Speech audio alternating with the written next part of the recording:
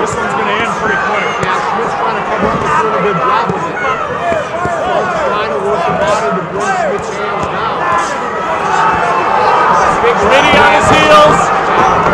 Falk with another shot. The official takes a look in. Falk, nice right hand. Left hand. Can he hold on? That's going to do it. Schmidt is done. And Falk is knocked out. Give it stop! Scott Easy work! The ball with a couple seconds to go down. Easy work! I don't know if John Schmidt was out on his feet, but he was certainly hurt. That last combination, the rope kept him up. He was about to fall. Nice work by Mike Falk. Once he had Schmidt on the canvas, he never let up. Schmidt did a nice job. Does he take on for a moment, but he knew he would get to the end of the round. Yeah, you talked about it. We won't know if he was out on his feet, but boy, there weren't too many lights on in the old household of John Schmidt as he waddled his way back up, and now you're going to see Falk just hunt him down and finish the deal. But here's where Schmidt did a nice job of recovering up. Falk trying to get him to drop his hands by working the body. It didn't work. He went upstairs, he snuck one through. That stunned Schmidt, rolls off the floor. And then boom, that left hand there gets him up against the ropes. Now watch this finishing punch here. Couple of left hands, and then boom, that last one, right square flush on the left side of the face, and that was enough.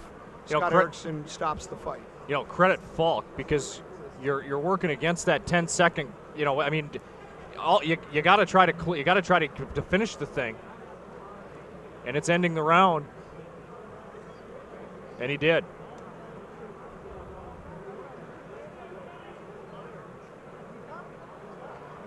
Well, I brought my kid with tonight. He's 15, and he said on the drive in, "Do you think I can see any knockouts tonight?" And I said, "I think you might," and indeed he did. You told him if he goes and gets a soda, a cup, make sure to put something on top of it too. Exactly. That's exactly right. You don't want bodily fluids from somebody else entering your cup. You can certainly do that. You've been ringside enough. Absolutely. The winner by TKO, the Professor. Well, Mike Falk is the professor by name. He put on a clinic and he took John Schmidt to school here tonight. First of all, I want to thank God first, always praise the Lord, hallelujah, thank you, Jesus. I want to thank David Barnes for being my strength coach. All of the brothers in the ring, he's strengthening me up. Thank God Outlaw, who was there. Thank Mr. Pat Jones, my whole team, Billy Carter, my first coach, Curtis Gage, who's in the gym. Just my whole team. Johnny Johnson, Clint Tucker, everybody that was behind me. And I thank Johnny Smith too, because I knew he was going to bring it. I knew he was going to be a tough fighter all the way through, and if I let him get on, he was going to bring it the whole way. But you know what I mean? I never really was self-determined to make this match because I like John. And we was in the same gym. I used to work at ACR, so it was kind of tough for me to take this match. He told me how to run marathons. John Smith did. You know what I mean? So it was a big tough for me to take this fight, but I knew he was going to bring a tough fight. I knew he was going to bring it out here and win. So they made me go out here and like kill him. Thank you, Paul! I was just really determined today to like just make a big impression. I think Mike Falk was going to talk longer than he fought. I think you're right. I was going to say, it's like reading War and Peace. He's pretty excited about his win. Hey, he just grabbed that microphone. Yeah. Well, I've done enough ring announcing too, and you ripped that. First rule is never give up your mic. Right. I've done it though. Sometimes, you look at the guy and he gives you a look and wants the mic. I'm not going to tell him he can't. Right. After what I just saw, what he did to John Schmidt, he can take the mic if he wants. Well, that's a great win for Mike Falk. No question about it. And in the scheme of things, as both Jake Wegner and Jesse Kelly do a great job with the commission, with the rankings, this will shake things up a little bit in the middleweights, no question. Because John Schmidt was ranked in the top 10.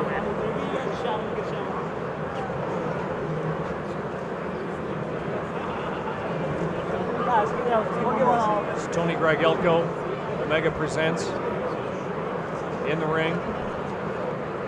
Minnesota, we having a good time tonight? You know, it's interesting as we count down to Vanda and Truax. Well, that's why everybody's here. Yeah, well, I thought they were here to see you. He's got the mic back again. Second round. He didn't get enough time. Yo, let your hands go. Man, go out there and do this and that. So, you know, this is my brothers, man. Both of my big brothers down. So, God bless. I love this guy's passion. Let's hear it for him. Yeah! As we, All right, ladies and gentlemen, Minnesota, we're going to quiz you real quick. I want to hear you shout. Where is the official after party tonight? As we count down to the main event here tonight, we've got Mohamed Kayongo and Gilbert Venegas coming up next, and then the co-main event. But, you know, it's interesting because several people have come up to me before, you know, as we've counted down to this thing and said, well, let's say Matt beats Caleb for the middleweight championship. And it's his last fight. What does he do? And I go, everything Matt's told me is that Matt's done no matter what happens. He, from what I heard, is his wife wants him back. We all know about the stories. We're seeing in the NFL now, Junior Seau commit suicide, that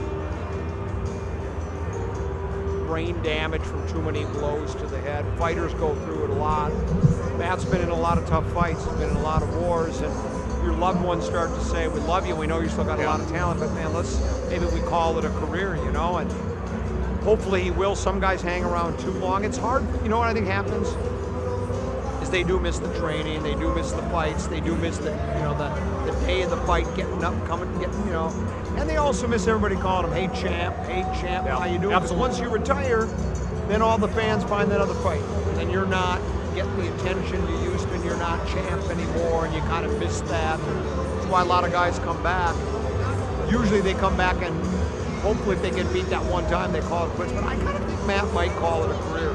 I mean, Matt's made a lot of money fighting. Yeah. And he's had a great career. He could pull a surprise. I think most people think Truax is going to win. Most people I talk to that follow the fight game think Truax because of where they are in their careers. You know, you have Vanda in the twilight. Whether he wanted to retire or not, as we said, he's fought almost 60 times. There comes up phase 30-something years old. You're getting to the end of your career. Truax is right about now starting to hit his peak. So, and people see the confidence in Truax. I think they just automatically expect Truax to win. The thing is, Matt is so crafty and such a good fighter, and he has so much pride, wants to win. It's hard for me to pick a winner. I guess I would probably lean Caleb too, but I wouldn't be surprised if Matt Vanda wins tonight. I would not be surprised. As we get set for our fifth bout of the evening, Mohamed Kayongo makes his return to the ring after 2 years away. 15-2, 11 knockouts, electrifying. Watched him spar against Caleb before the last fight, and this guy is electrifying and fun to watch. Now, it's been 2 years away from the ring, so a lot of things can happen in 2 years. But this is one that I've been looking forward to. Let's go up top and get the introductions of the participants. 7 inches tall, weighing in at 148 pounds, and fighting out of East Moline, Illinois, by way of Eagle Pass, Texas. He's representing Alley Cat Boxing by way of Hastings, and holding a record of 11 wins, 7 losses, and 3 knockouts. He is Gilbert El Gordo Venegas.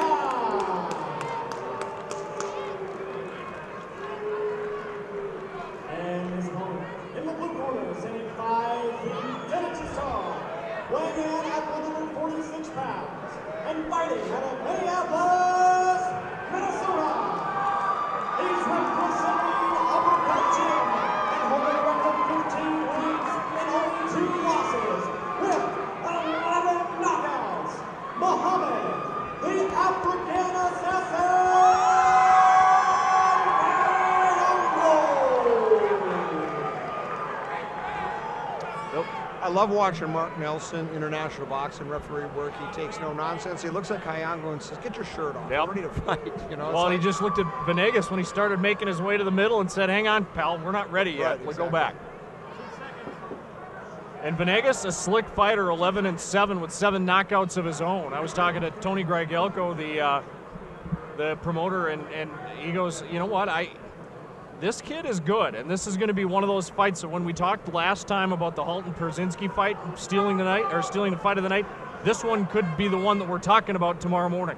well, like you say, if Kayongo has had that long of a layoff,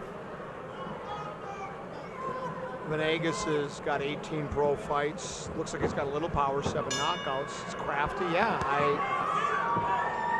But I like the idea that Kayongo's not fighting, he's not fighting Dwayne Wisdom, right, at 2-7. He's fighting a guy that's had some success, and that's what he should be doing at this stage of his career, no matter how long his layoff.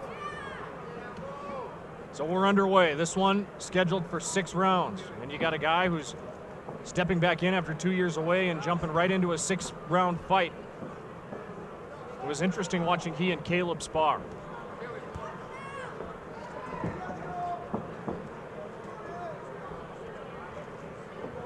Kayongo sends an overhand right, misses the mark. Feeling out process early on in this one. The African assassin, Mohamed Kayongo in the black trunks with red, and Venegas with the gold and black trim.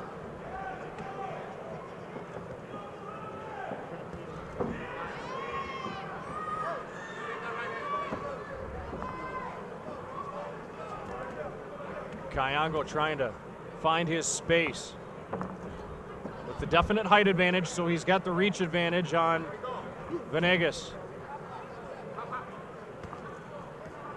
Venegas with a nice Good roundhouse left that, but Kayongo comes right back to the body. And Dan, that's what he's known for. That's what got him to this point, those power shots to the body. And like we talked about, I think it was in the first fight, it's kind of a lost art in the fight game, particularly with the young guys. We watched the young guys. We talked about it earlier. They're looking to headhunt, and boy, there ain't any much more effective than to wear a guy down low. A nice double combo there by Venegas with the left hand. But he's trying to find their space. Both guys early in this fight really just trying to feel things out and figure out what they can get. There's a nice jab by Kayongo. A nice overhand right.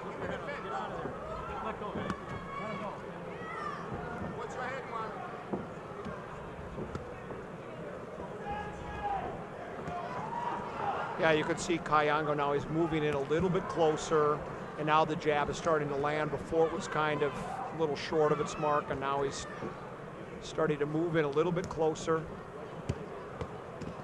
Throws a couple of nice body shots there, like you said.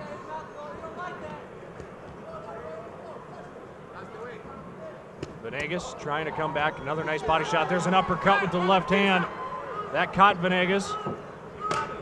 10 seconds left in round number 1. And Venegas with a couple of shots of his own here in the tail end of the first.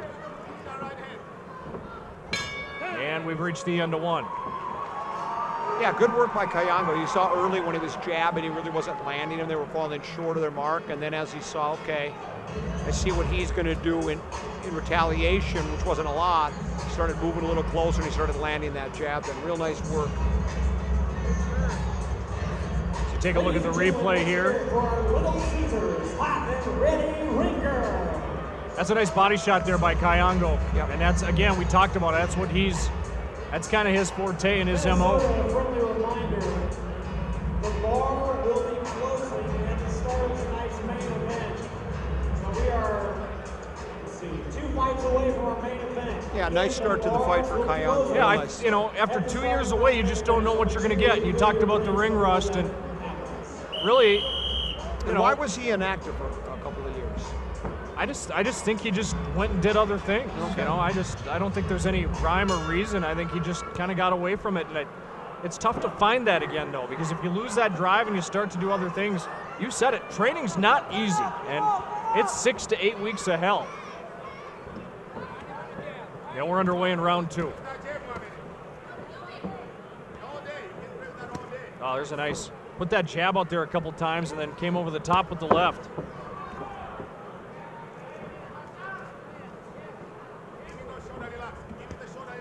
Good movement here by Mohamed Kayongo. This one's scheduled for 6.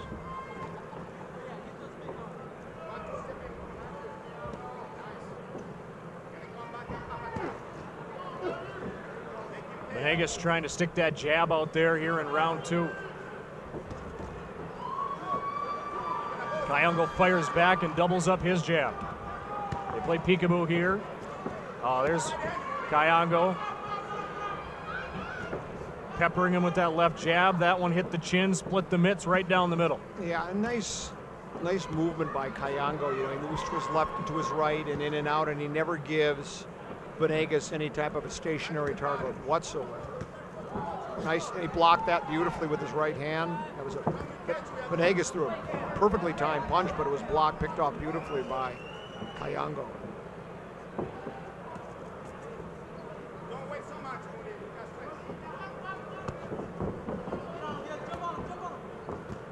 There's another shot to the body by Mohamed Kayongo. 15-2 in his pro career. I think Kayongo's trying to set him up for that. I think he is cross. too. You kind of get that feeling that he's just kind of trying to, he's just not lulling him to sleep, but that's almost the feeling you get. He's just cat-like, and if he just keeps on the offensive, there's a nice overhand right, followed up by an uppercut that missed. But still, he looks so fluid. You know, sometimes we talk about ring rust, and guys will get in there and they look the part that they haven't fought in 2 years. Kayongo looks pretty fluid here in the first 2 rounds back. Well, like I say, he doesn't give Venegas any type of a target at all. He moves to his left and back to his right and in and out and throws his punches really nice. He's pretty crisp right now. There's a nice left hand by Venegas. That found the mark.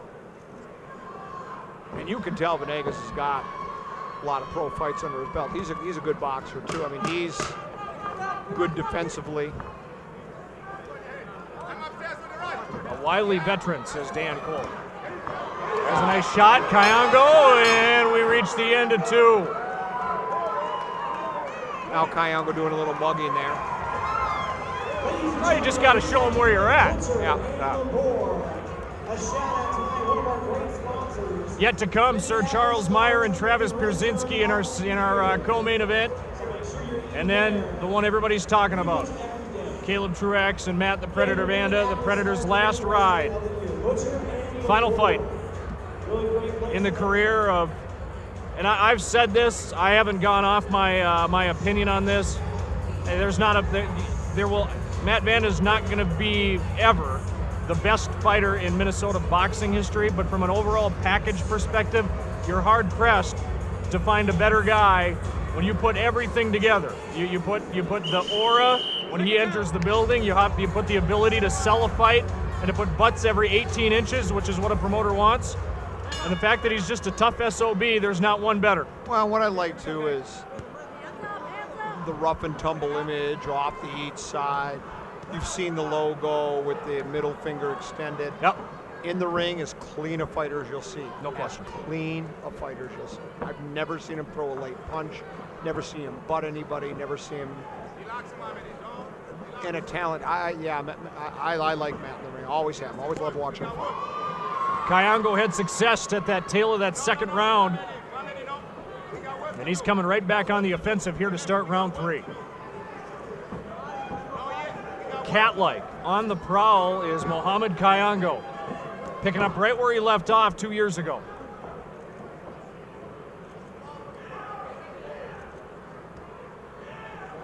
And he's got Venegas right where he wants him. First 2 rounds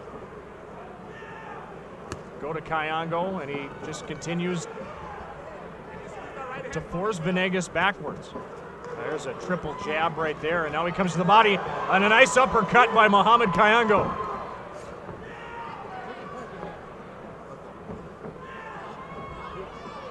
Venegas trying to answer back.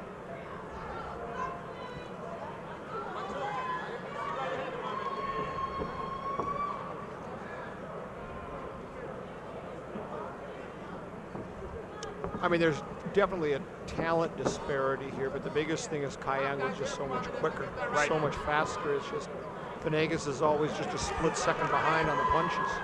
Can't quite keep up with Kayongo. Kayongo keeps moving left and right and left and right. But he's just peppering with the jab here in round number 3. And Venegas is doing his best. He's doing the right things. He's trying to cut off the ring and move him into the corner, but Kayongo's just too quick.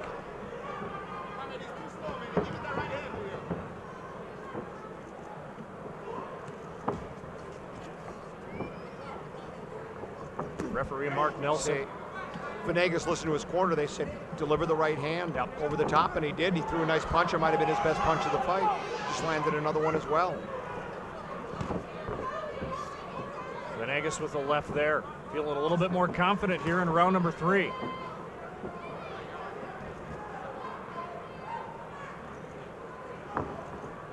Well, he needs to listen to his corner because Kayongo does hold his left hand rather low.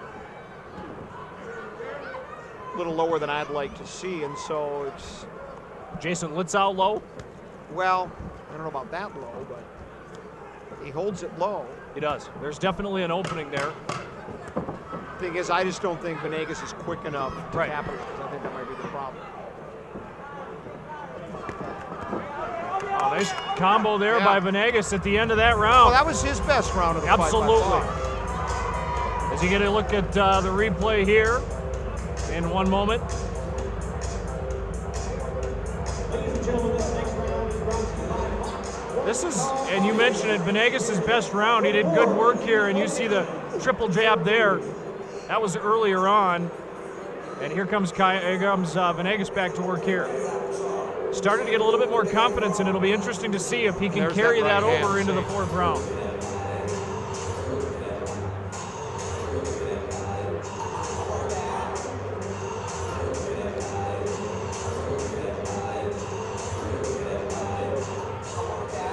You're going to look into Kayongo's corner. Well, in Kayongo there, you see it.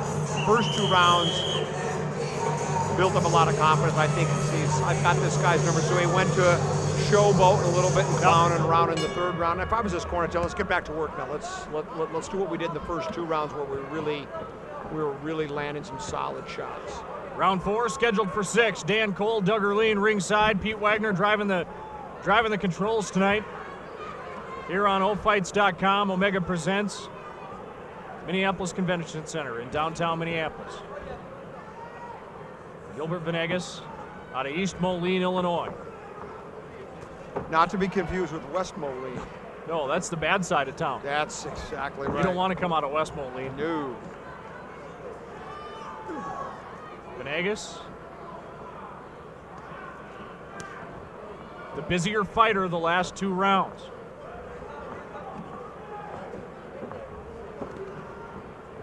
I'd like to know, Gilbert on the back of his trunks has 309. Area code? Is that what it is? Probably. That's my guess. Well, I was wondering, wait, there Our has to be crack something staff's to it. on that. He's going to try to find out if East it- Moline, Illinois is. And if it turns out to be it's West Moline, Oh, then I or think it's- we've got some trouble. we got to talk to the embroider. Ooh. There's a nice shot by Kayongo. Snap the neck back. Now Kayongo switched to southpaw too, see. He's trying to give Venegas a different look. He doesn't look as comfortable as a left-hander. It No. looks real unorthodox. But if you Venegas. can do that effectively, that's that's priceless to be able to change up and go to southpaw, and your opponent all of a sudden is seeing a totally different fighter. Area code 309 is the area code serving the west central portion of Illinois. That's it. There we go.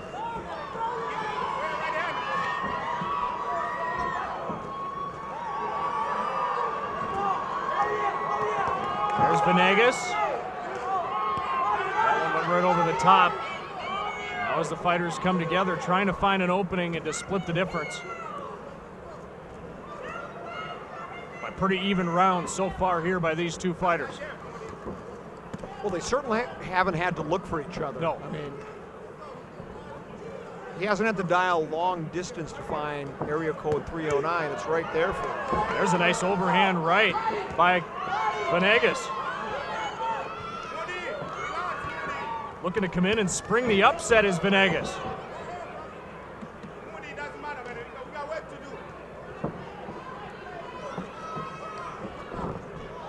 Looks like there may be a cut on the bridge of the nose of Venegas. I can't tell. It looked like it from here momentarily. Maybe not. There's a nice shot with 10 seconds left in the round. There's an overhand shot. Another good round for Venegas. I don't know if he won the previous one. I think maybe he did enough to. He certainly, I think, won that round. Now it looked like kind of might be a lopsided fight with Venegas was so sharp in the first two rounds. Looks like we might have some pretty interesting last couple rounds here. As you take a look at the replay, brought to you by Little Caesars. Venegas gaining a little bit more confidence the longer this fight goes.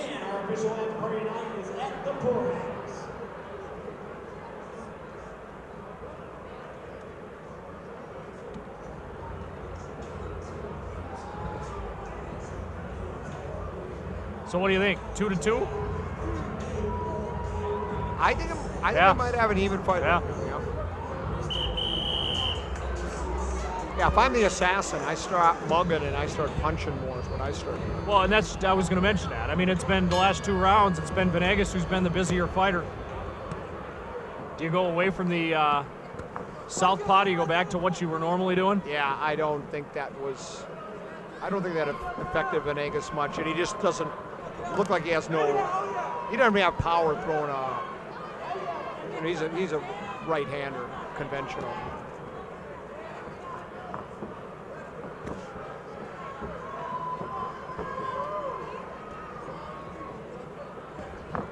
Nice double jab there, snap the neck back of Venegas. Round 4 scheduled for 6. Check that, round 5 scheduled for 6. It's Minnesota math at work, public school system.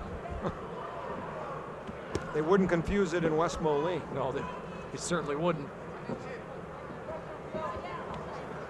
Venegas throwing a little bit more, or rather Kayango throwing a few more punches here early on in round number 5.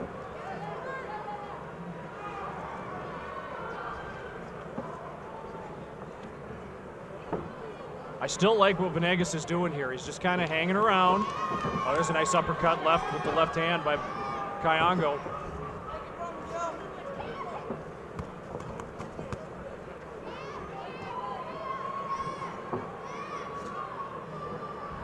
Well, and for the most part, Venegas has sort of dictated the action. He has most of the time been the aggressor.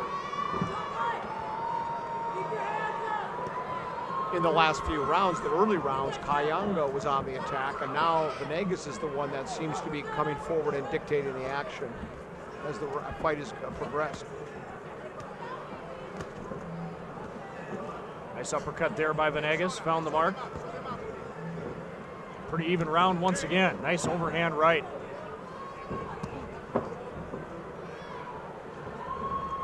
And that speed we saw early on in the fight from Kayango slowing down just a little bit. And I think Venegas is finding himself here in the later rounds of this fight. I don't think he's afraid of the power, and I think he's slowly but surely becoming the more aggressive fighter. Nice right uppercut. Found the job, Kayango, who now dances backwards, and Venegas smelling a little blood in the water, maybe.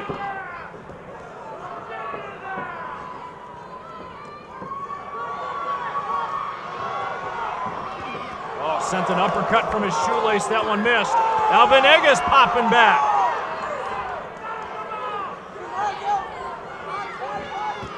There's a nice left hand. Yeah, great punch by Kayango, his best punch in a couple of rounds, maybe the best punch of the fight for him. He follows it up with a combo platter. And that's the end of round 5.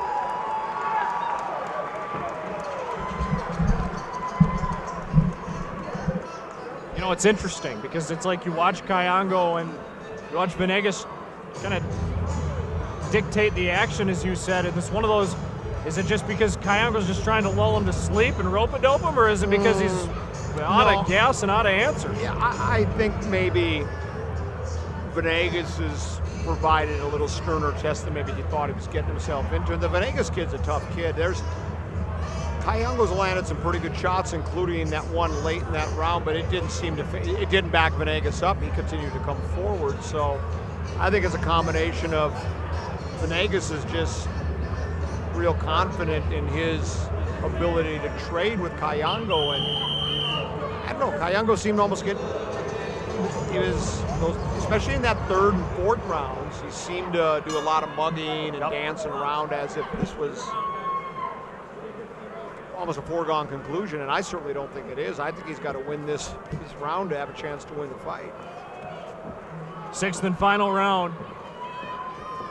The return of the African assassin, Muhammad Kayango.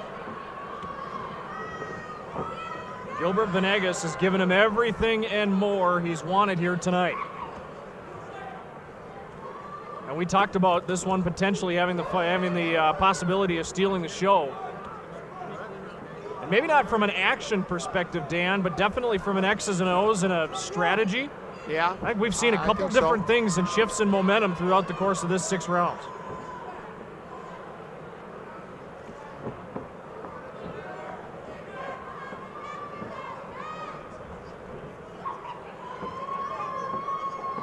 Well, there's a nice overhand right, and Venegas shakes his head as if to say, nope, that one didn't hurt.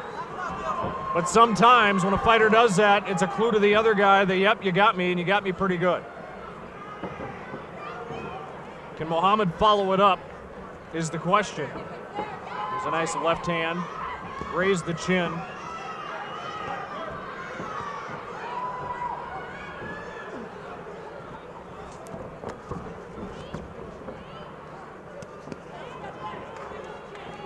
I've been impressed by Gilbert Venegas here tonight.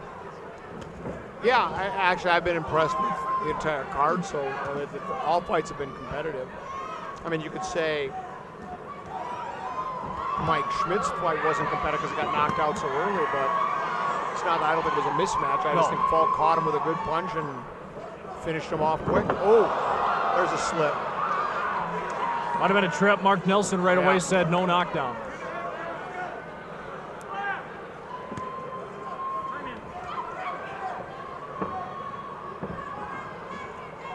Legs got caught up, incidental contact, no pass interference penalty either way. No.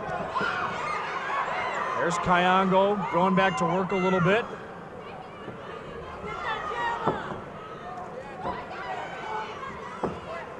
Well, as many punches as he threw in the first 2 rounds, he's definitely slowed down here in rounds 3 through 6. There's a nice body shot by Venegas. His corner imploring him to turn on the gas. Kayango takes a look in and smiles and pops him with a nice left hand.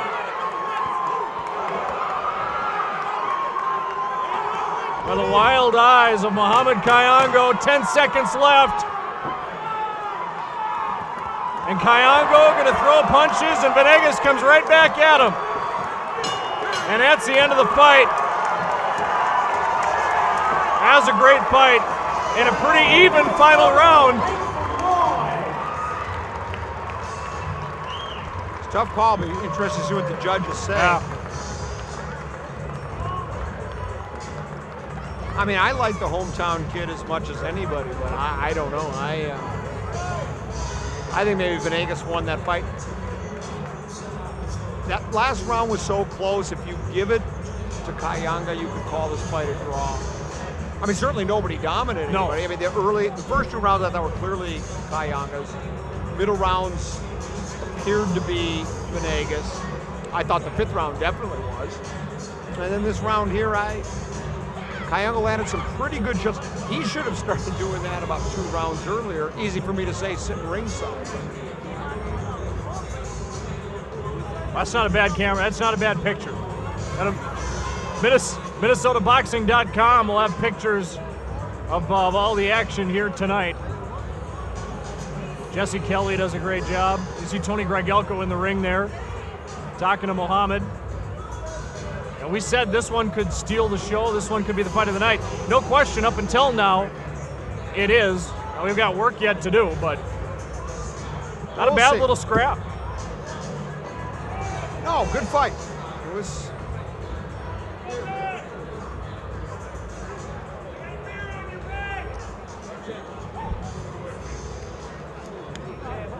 And this I is thought, the.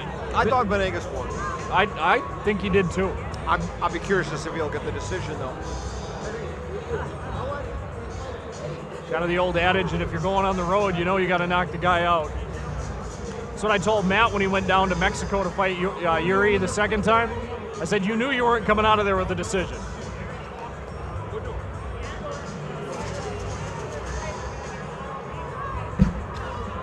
I mean, I could see it a draw. I don't think Kayunga won the fight. We'll see. What do I know, right? Well, you've been around the block, my boy. Let's go upstairs. We've got the decision, Mike Mellon. After a hard-fought 6 rounds, the judges have made their decision. All judges scoring the bout 58-56. And winner by unanimous decision, Muhammad.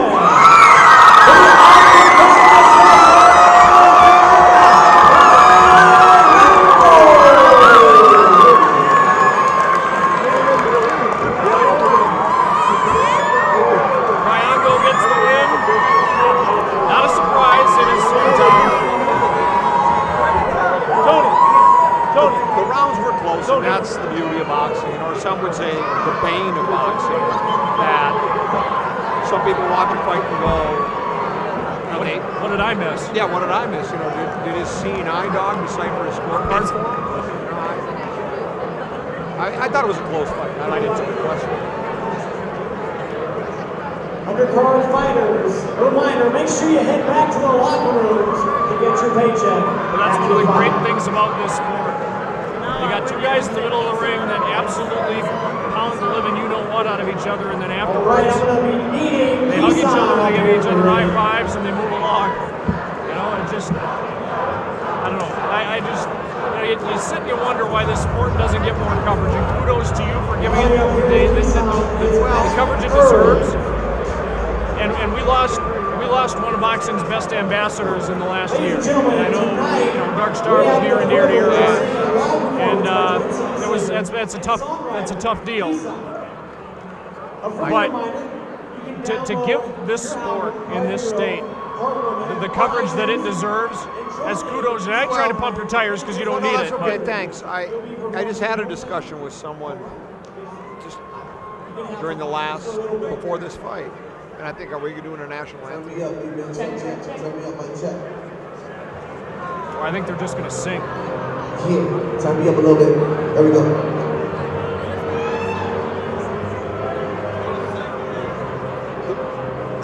I think really the biggest problem with boxing, not just locally, nationally, is how old are you? I'm 39. I'm 54. Back when I was younger, when I was in my mid to late 20s, boxing was still a pretty big sport. You had a great crop of welterweights, Leonard, Cuevas, a lot of Wilfred Benitez, a lot of talented fighters. Then you had Aaron Pryor, Alexis Arguello, Ray Mancini. Some really talented light heavyweights in Matthew Saad Muhammad and Dwight Braxton, who became Dwight Muhammad Cowie, and the heavyweight ranks had a lot of talented fighters. Then that started to dry up, and the alphabet bodies broke things up. Instead of one world champ, there became 2, then 3, then 4. And the younger generation, it's never caught on with them. The sweet science doesn't mean anything to them. And that's why, and God bless MMA. I mean, if you like it, you do. It's not my cup of tea. But I think that's becoming more popular with the younger people. It's faster, it's quicker, it's 3 rounds. You're in, you're out. And you watch a fight like that. I know I'm sounding like an old man now, but the younger generation, that bores them what they saw there. Right. That doesn't do that for them. Where guys like me and you that enjoy the sport, we like the almost like a game of checkers or chess where you're doing this and you're doing that and you're working for several rounds to try to accomplish something. You're going to work your left and work your left. You got a game plan and you're trying to get a guy set up for something. And a lot of the young kids don't have the patience for that in this world anymore, and that's why I don't know if boxing will ever come back. What helps is if you have, right here, it was a big crowd. If this was, let's say, Truax fighting Sir Charles Meyer, it'd be half this crowd here. Nothing against Sir Charles Meyer. Right. But boxing fans in this town, the ones that, you got your hardcore ones that'll always show up, but then you have the other ones that if you put the right fight together, they'll show up, and that's why they're here to see Vanna Truax, because these are two really talented fighters. But I think that's the problem with boxing is that young kids don't have the patience for it anymore. I wish they did, because you and I have seen a lot of great local fights. Absolutely. A lot of them. No question about it.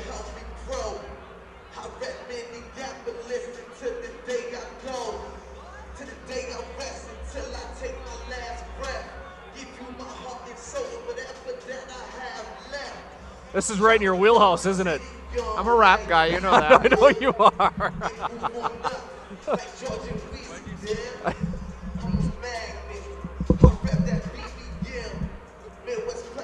I think the next fight is going to be a knockout one way or the other. Don't you? I think it is too. I really do. And it's Travis Pierzynski coming off of that last fight. That was the first time I saw him fight. Me too. I was impressed. Well, yeah, because he actually looked like he not only had some boxing skills, but tough as nails. Yep. Cliche, but I mean, I couldn't remember who the opponent was, but Tyler Hulton. Tyler Hulton. Yep. They both took as well as they gave. I mean, they both went toe-to-toe. Each guy looked like he might win by knockout on several different occasions in the fight, and Pierzynski prevailed. And Sir Charles Meyer is a talented fighter. And you said this might be his last fight? He said that to me at the weigh-in last night, Yeah. and he never said off the record, so I Right. went with it. Right. But it's, again, you get to a point in your life where, it's kind of the Vanda thing. It's like you got a wife at home that's telling you, Yeah. hey, we kind of need the eggs unscrambled here in the Yeah. next 20 to 30 years. Because there's nothing, I mean, let's face it. Matt took it as far as he could. Yeah. And he took it to Madison Square Garden as the main event. Not a lot of guys can say that. That's why I told him back there. Last thing I said with him, no matter what anybody ever tells you, you had a hell of a career. No question. And you could tell he said thanks, and I could tell he appreciated that because, boy, it's a tough way to make a living. And like you say, because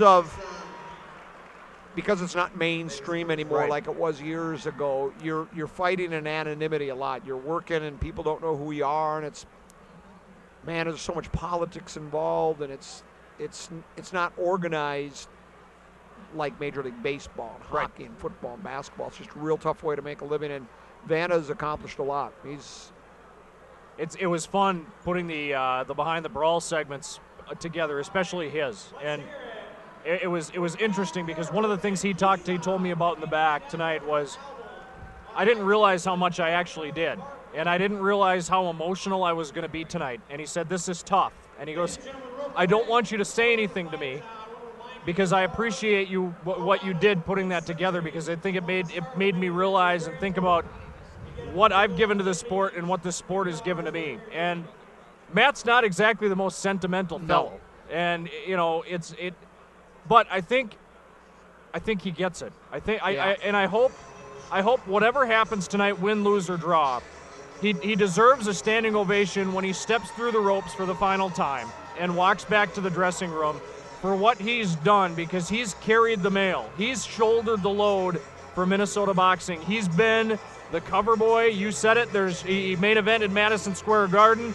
He's fought in a cockfighting pit in Mexico. He fought Chavez twice. He's done it, and he had no illusions going through it. He said he got into his 20s and realized, I'm not going to be a world champion. Sugar Ray Leonard told him, make as much money as you can, get out while they're getting still good. He's only had 2 times he's really been hurt. And so, as we've watched the Predator go from this brash guy who can talk the talk to this more of a family guy, where he's, you know, his family is really at the center of where he's at. I think you've watched a guy really transform, not only in the ring but out. Well, that's well said. And the other thing I like too, this one for me, for a fighter, actually for any performer, you go to any band to fight, and when you walk out the door, you know you got your money's worth, man. Absolutely. I mean, he's worth, it's such a cliche, but he's worth the price of admission. Like here, the rest of these guys on the card are good fighters, and we saw some decent fights. But you're here to see Vanda versus Truax because those guys make it worth it, especially. No question. Matt's never, I mean, every fight I've seen him fight, he gives it everything he's got. He never quits, and he's a clean fighter. And I've seen him fight.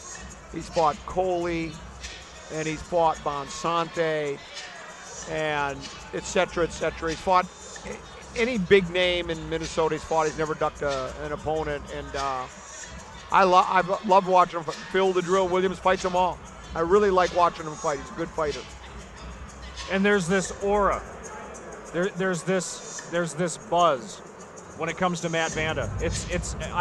I equate it to a cartoon character. He's got the tattoos.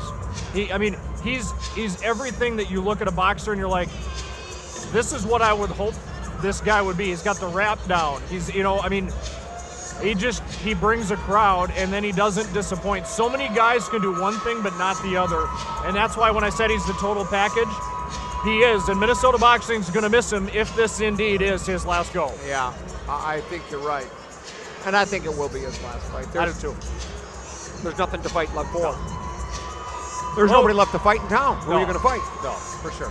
Well, we got our co-main event. Sir Charles Meyer in the ring, and he's going to battle Travis Pierzynski 8 rounds in our co-main event. Let's go upstairs. Our co-main event of the evening. This bout will be 8 rounds in the middleweight division. Introducing first, in the red corner, standing 6 feet tall, weighing in at 160 pounds, and fighting out of Stillwater, Minnesota. He's representing the Spartan Martial Arts and holding a boxing record of 2 wins, 1 loss with 1 knockout. He is Travis Pierzynski.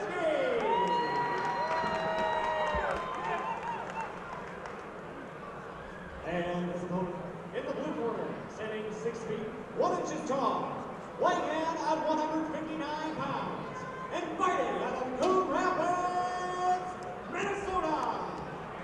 He is representing Like's Boxing Gym and holding a record of 6 wins, 2 losses, and 2 draws, with 3 knockouts.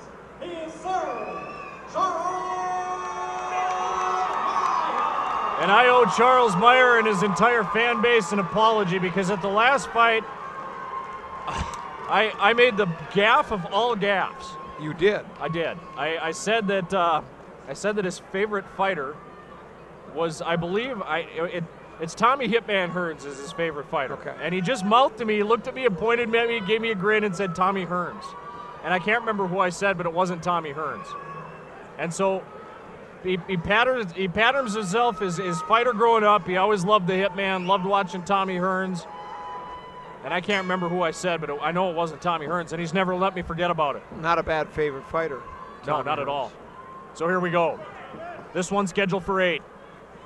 Charles Meyer, making all us 39-year-olds proud. A father of 2.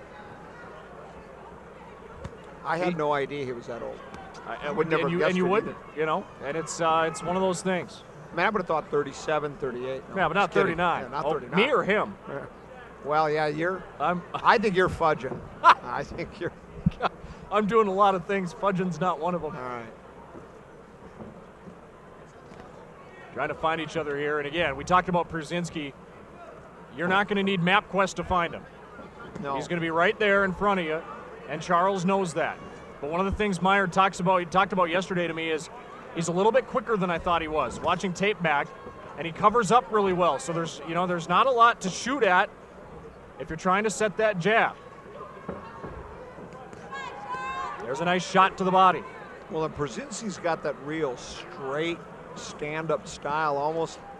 You know, he looks like one of those guys you saw back fighting in the 1920s or something like that. Just, you know, gentleman Jim Corbett. That's you know, right. Stand up and hold your hands up high and just start throwing punches. Just start wheeling and dealing. Yeah. Both fighters right around 6'1".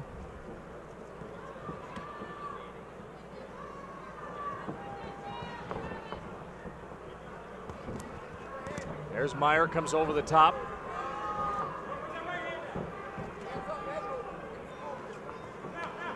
Pierzynski throws that left jab, catches him a couple times, and Meyer backs away.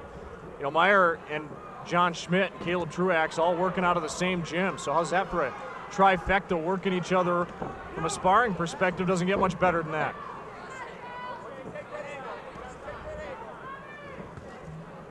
Yeah, that's the other disadvantage if you're not based in a real fight town. And when I say real fight town, I mean where it's big populations, Chicago's, New York's, Los Angeles, Philadelphia, where you have lots of gyms. Hard to find sparring partners. It is. And without good sparring partners, you don't get much better. You really don't. You have to have guys that know what they're doing in the ring.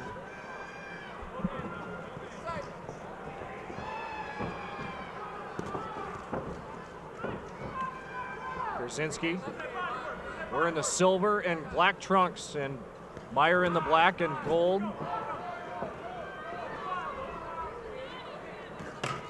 There's a nice overhand right by Meyer.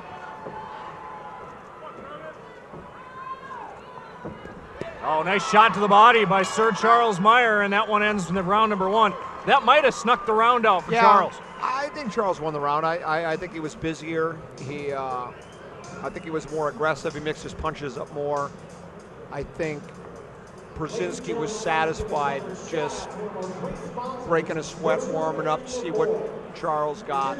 Because that's the kind of same kind of feel I had in the Holton fight after you watch Pierzynski, and I'm not seeing much here, but then all of a sudden you see the guys start putting some punches together. And so I think they probably both accomplished kind of what they want to do in that first round.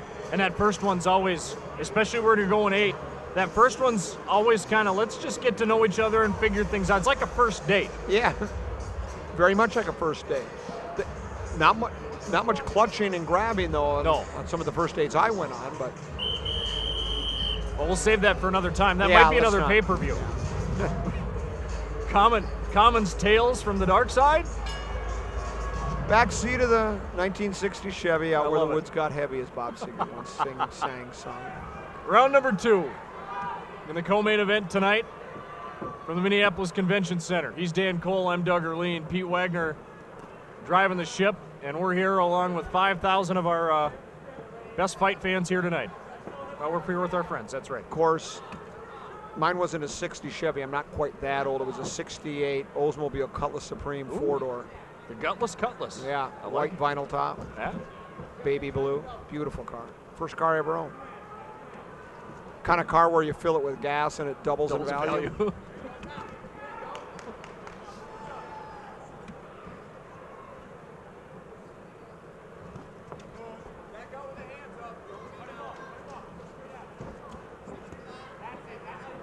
Pierzynski won his last fight, as mentioned, against Tyler Halton. Only 3-2 with 1 knockout, so only 5 fights, but might be finding himself. And when Tony Gregelko put this card together, and this was one of the announced fights, initially this was not going to be the co-main event, but then Tony looked at it and said, why not? And so Meyer and Pierzynski agreed this was initially a 6-round fight. They agreed to be the co-main and move it to 8, and Pierzynski now doing a good job of walking down Charles Meyer here in round 2.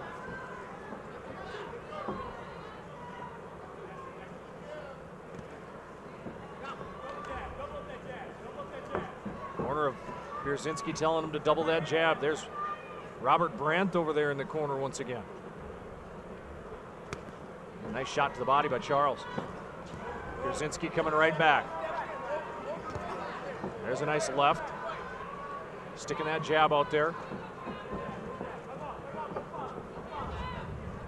Well, he's just waiting to throw something over the top. Is Pierzynski? He's just trying to pick his spot. Charles doing a good job. Oh, there's a nice overhand right by Charles Meyer.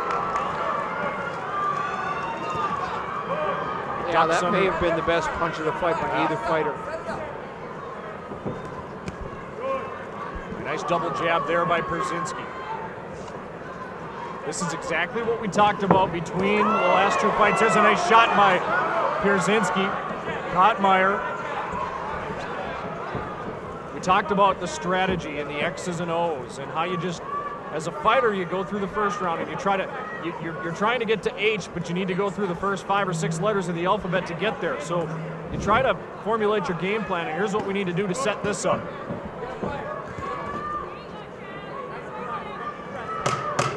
Ten seconds left in round number 2. Pierzynski, the busier fighter here. There's a nice overhand right again by Meyer. Sir Charles making some hay in round number 2, but Pierzynski might have won that round a little bit busy. Yeah, I'd call it a round apiece right now.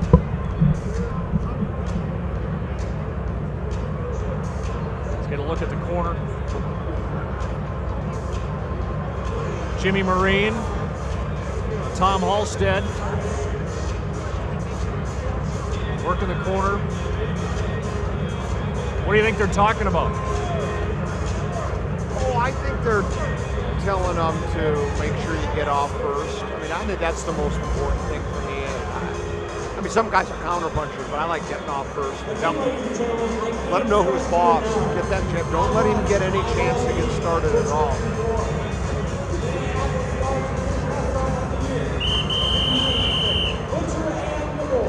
As we near the 10 o'clock hour Central Time in Minneapolis, the main event yet to come. We're in round 3 of this middleweight scrap between Travis Pierzynski and Sir Charles Meyer. I can tell you that Charles is enjoying himself because in watching his corner, it's very animated, talking with his corner, and even gave him a little wink. So he's certainly not lacking any confidence right now. No.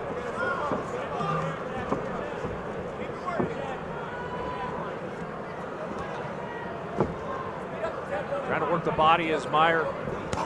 There's a nice overhand right by Pierzynski. Back Meyer up.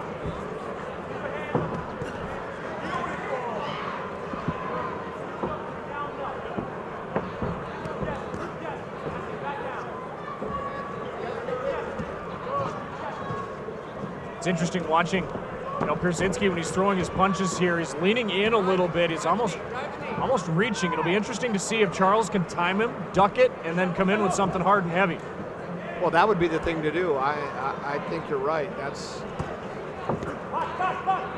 there in that exchange. He's a little bit more up and down. There's a nice shot by Meyer.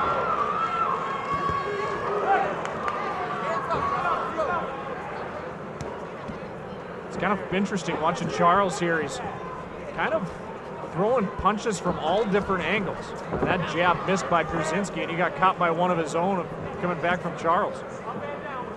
But you look at a guy that'll throw punches from different angles and just different directions, and you think about a Bobby Cleaver who, that guy throws, he's never going to be a world champ, but he took out Bonsante. He's throwing punches from different, from his shoelaces almost at times. Yeah, it's always a benefit to give your opponent a lot of different looks. So yep. You always have them guessing. Not to compare Bobby Cleaver to either of these two guys in the ring, but it's you don't want to be second guessing yourself in the ring. There's nothing worse. There's a nice overhand right as Pierzynski moving backwards.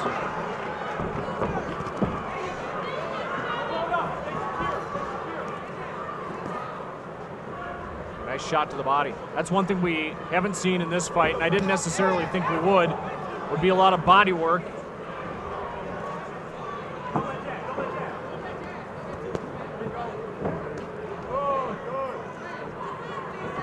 These guys are like looking in a mirror. 10 seconds left in round number 3. Oh, there's a nice shot, step back, and that's what I was talking about. He leans in, Charles ducked it, and then came back with a right. Yeah, nice exclamation mark on the round. those that follow boxing know that in a close round that lasts 10 seconds, if the judge has got any doubt at all, if he goes, man, this is a close round, you hear that boom, boom, boom on the table, and you end with a big punch like that, that's enough to swing the round your way in some judges' eyes, depending upon how they scored that round. And I can see that seemed to be a fairly close round. I can see where you could look at that and go, I'll give that to Meyer. Most judges don't like to call rounds even. They like to determine a winner of each round.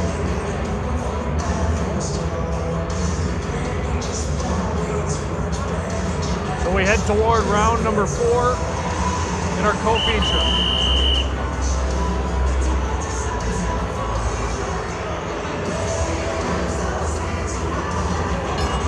Maple Grove girls basketball coach Mark Cook tuning in tonight says he thinks Pierzynski's got the fight. He said he thinks Pierzynski's going to win this one. His basketball team on a 6-game winning streak, by the way. Just crushed Blaine last night, 62-9. Wow. Back to matters at hand. Oh, Pierzynski with a nice overhand right. Charles backing up, and now I like what Charles does, right back at it, right back to the aggressor, takes an overhand right to the body. Oh, nice job there by Pierzynski. I like that little pitter-patter with the jab, trying to set something up. Right. Looks like an accidental clash of heads there. Yep.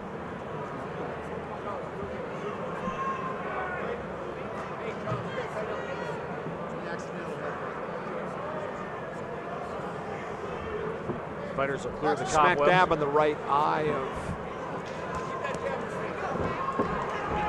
Travis Pierzynski, but he seems to be no worse for the wear, so they're back at it. See if that plays a factor. Mark tape in round 4.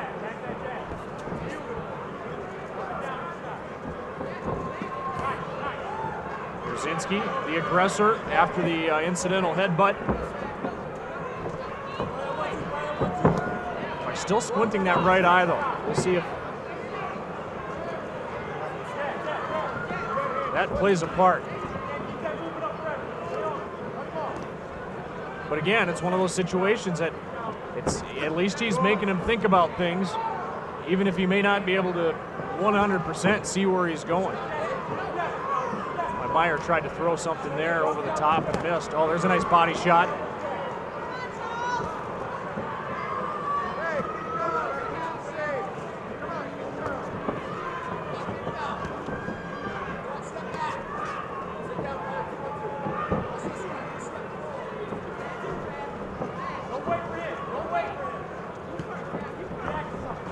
Corner is in. Don't wait for him, Travis Pierzynski.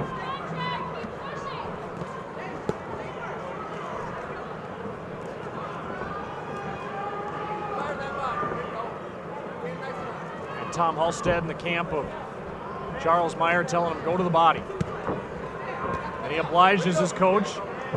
Now tries to send something over the top, but they were in too tight. Referee steps in and separates.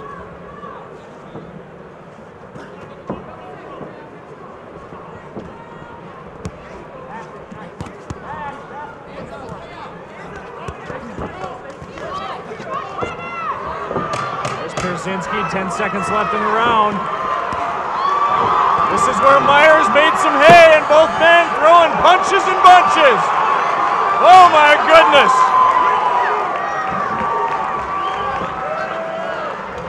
That's we just saw there in the last 10-15 seconds, but I thought we'd see more of that in this fight coming into this. I think part of that is, depending upon, so much is dependent upon who your opponent is. Tyler Holton, who was Travis Pierzynski's opponent the last time he fought, certainly isn't as far along as Sir Charles Meyer in his career. So Pierzynski probably looked a little better than he maybe really is. Right. You know, because you're fighting a guy that's not as talented. Meyer's better defensively, but what we saw there from Pierzynski there, what we saw the last time when he fought Holton, we saw much more active, landing punches, taking punches as he was landing them, because those were some big exchanges. They were both landing punches. So I expected more of that, and maybe we'll get more of that.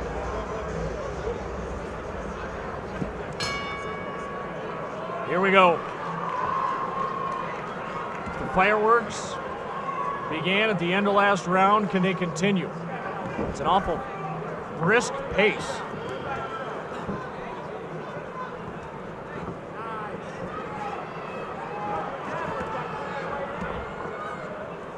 First time either of these fighters have gone 8 or have been scheduled for 8.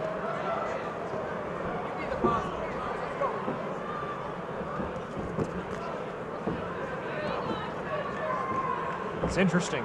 Every single round of this fight has started the same way, where they're kind of working the jab, and then it ends with a flurry.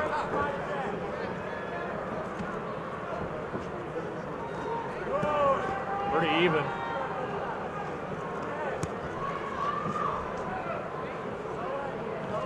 Pierzynski, as Dan said earlier, a straight up and down throwback fighter. Gonna stand right in front of you. There's a nice shot to the left side of the body. Solar plexus, says Pete Wagner.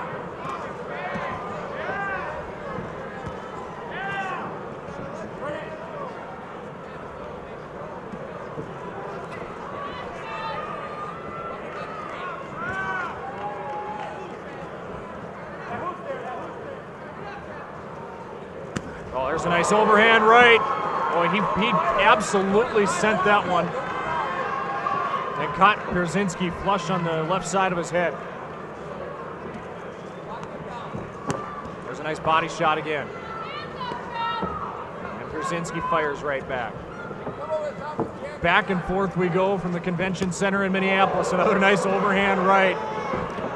Starting to become more prevalent here as the rounds go along.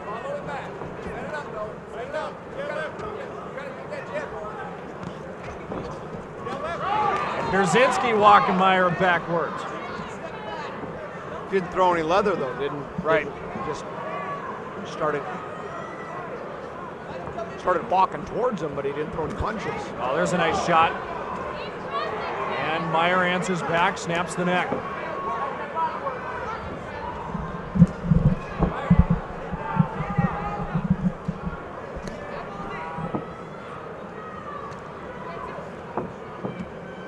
Trying to lean in and work that body. There's Pierzynski, fires in with a couple jabs. Now they tie up.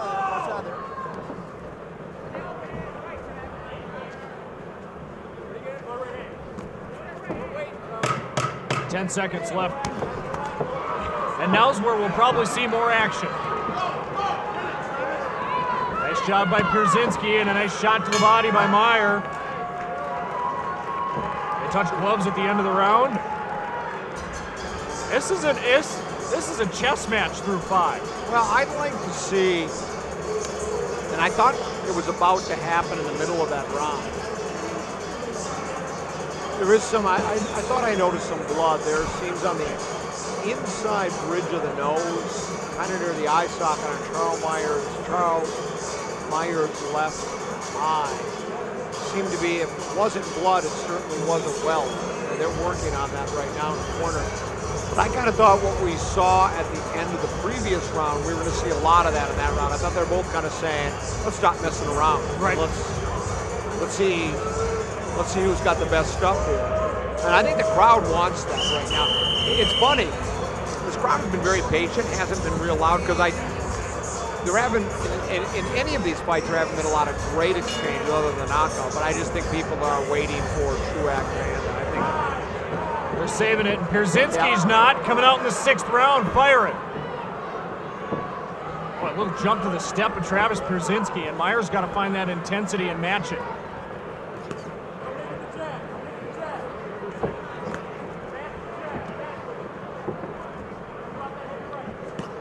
There's a nice shot to the jaw by the right hand of Travis Pierzynski. Nice shot to the body. Pierzynski, his best round by far. And this is what Dan Cole thought he'd see in the last round.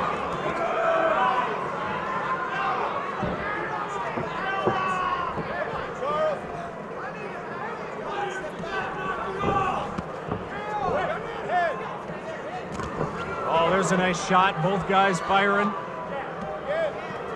And there is blood. I believe you're right, Dan, on the bridge of the nose of Charles Meyer.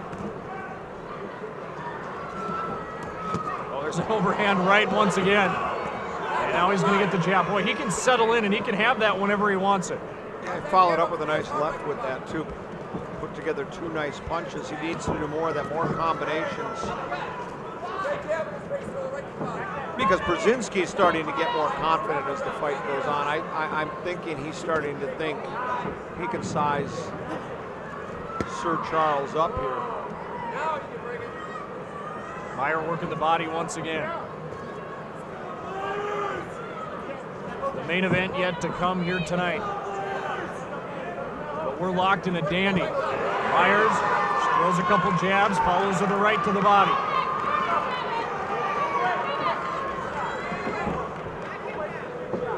Sixth round scheduled for 8.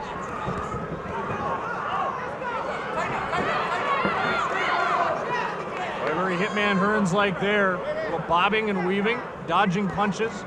Goes right back to the body. Oh, nice overhand right again.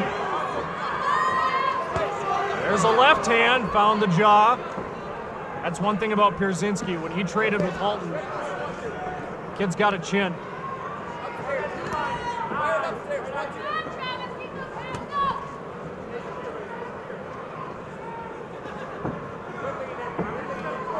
One of the ring girls is, I'm not sure it's wife or if it's girlfriend, but one of the ring girls is the special love of the life of Travis Pierzynski. And she is yelling for her man to keep his hands up, which probably would be a good idea. Pierzynski trying to finish the round strong. As Meyer going backwards, 10 seconds in the round. Oh, you gotta love the way they trade at the end of the round. I wish they'd start at the beginning of the round and do that. Maybe we get it in round 7. Well, there comes a time where, and you've probably heard me talk about this too, where it's either knock out or be knocked. Right. You know, I mean, you're both here. Like I said, Charles, this could be his last fight. I don't think Travis Brzezinski's going to be fighting the main event at Madison Square Garden anytime soon. So let's fight. Right. You know, why not? And I think we might see that before the fight's over. More of extended action. I hope so.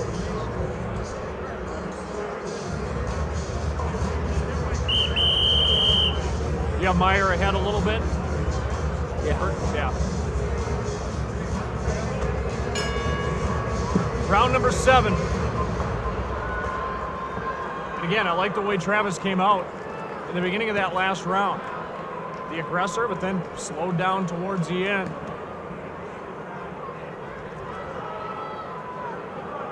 Yeah, 58-56. I have it from Meyer. There's a nice overhand right. Split the gloves of Pierzynski.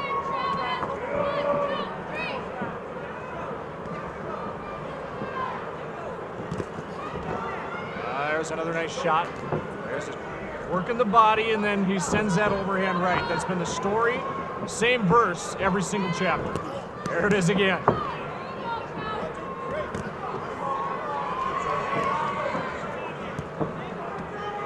A nice shot to the body. Pierzynski lunges in.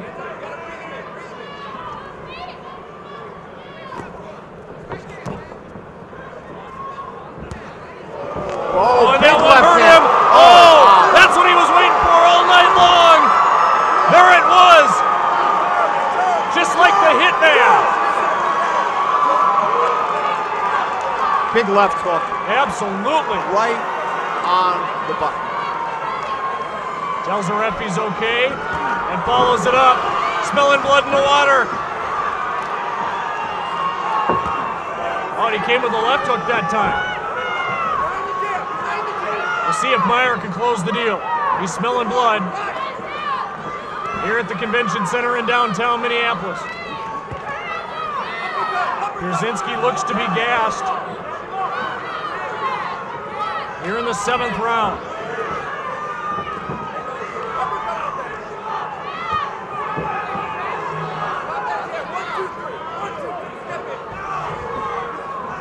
Yeah, Brzezinski's still not recovered completely.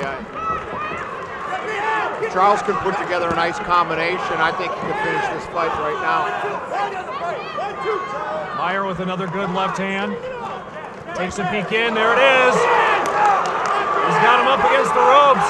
Trying to figure out what to throw. Back-to-back overhand. One with the right, one with the left. There's a cut on the left cheek now, too, of Travis Brzezinski. And Meyer just absolutely teeing off.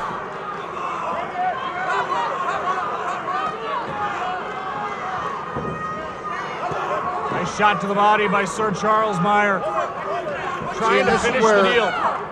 This is where Brzezinski's inexperience is starting to show a little bit. He needs to be moving. It's easy to say, but he's been moving a little more, really trying to tie Meyer up.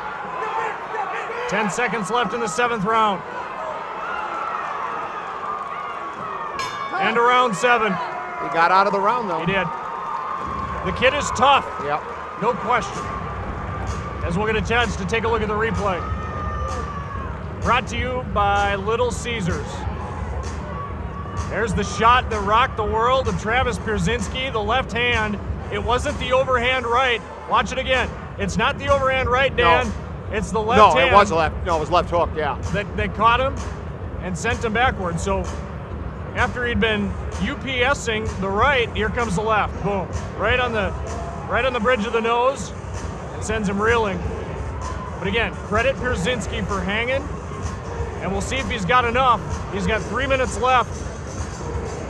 And we'll see if he's got enough. But you know Charles Meyer, if this is his last fight, he's trying to go for everything. Yeah, he's trying to leave it all out. I mean, if you're just trying to walk out with a win, I had him ahead by 2 points. That's a 2-point round with a knockdown right there. He's got the fight well in hand unless he gets knocked out. So if you're thinking about your next fight, or if you're really intent on not going out with a glorious knockout, you just kind of don't take any risks here. But maybe you're right. Maybe he'll just say, I'm going to try to knock the guy out. Well, Brzezinski's, he knows he's got to go for it. He knows the time is now, the 8th and final round. Nice shot by Brzezinski over the top.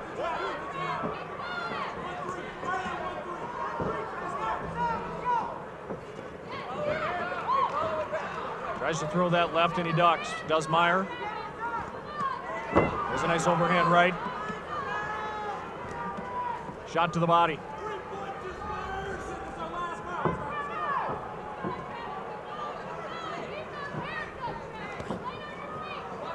Nice job by Brzezinski. Clearing the cobwebs and coming back out here for the 8th round.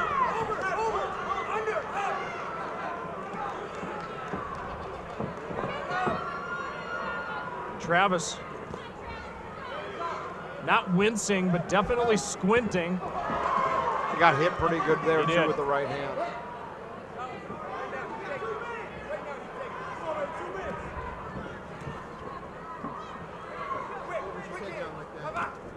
There's a nice jab by Meyer.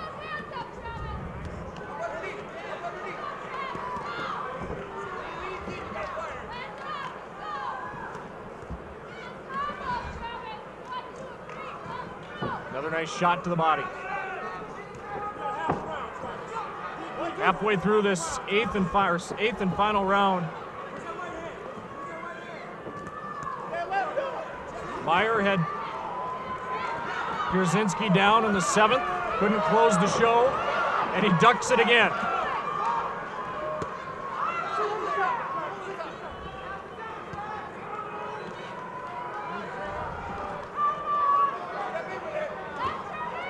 Nice left hand again, found the mark. Well, Meyer has found his comfort zone here in this fight.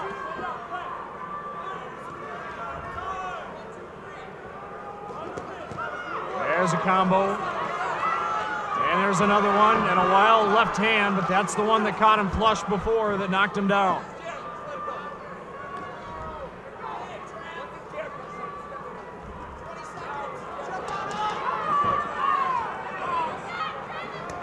Oh, there's a nice right hand by Brzezinski. And Meyer rocked a little bit. And Meyer down. And is it a push or is it a knockdown? It's a knockdown, and Meyer's saying it was a push. Yeah. You say potato, I say potato.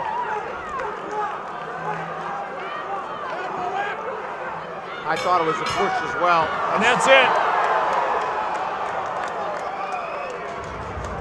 Well, because it's ruled a knockdown, it'll be a, if you gave the round to Brzezinski, it's a 2-point round. I don't know if I give the round to him, so I think that does anything but even it to me. Right. I don't think it's going to make a difference. I don't necessarily think that's a push. Can we see that again, Let's Wags? see it again. No, it's not a Yeah. deliberate. There's no you're deliberate right. push.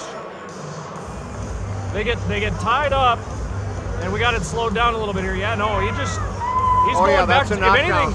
anything, it's momentum taking him backwards. no, But I think Scott Erickson called it right there. that's a knockdown, says Yeah. Pete Wagner. I still believe Charles I Meyer do won the too. fight. I don't think that was enough to win it, but we'll see.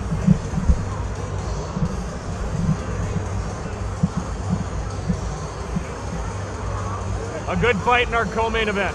Yeah. You know, both kids slugged it out a little bit in there. You know, the action was better late than it was early, Right. but yeah, it was a good fight. Well, I tell you what I like though is going back before and talking to Matt Banda, Caleb Truax, and just guys that have so much confidence in their abilities and just they've been there before. Yep. You can both tell they both feel, you know, sometimes you can sense when a fighter. I said Tommy Hearns. I got you. He's never going to let me live that down. Oftentimes what you'll see, fighter will act confident, but he's really not. Right. These two guys both are so confident in their abilities, and they're both ready to fight. I think this could be really good. I'm expecting a terrific fight. I don't think there's any faking going on in either camp, and I think both camp they think they have a game plan. I'll ask you a question in a minute. We'll get the official decision here momentarily from Mike Mellick as he surveys the cards, and here we go. Ladies and gentlemen, after the completion of 8 rounds, the judges have reached their decision. Judge Nelson scoring about 75-76. Judge Peralt scoring about 76-74. And Judge Jagger scoring is about 76-74. The winner by majority decision, Sir.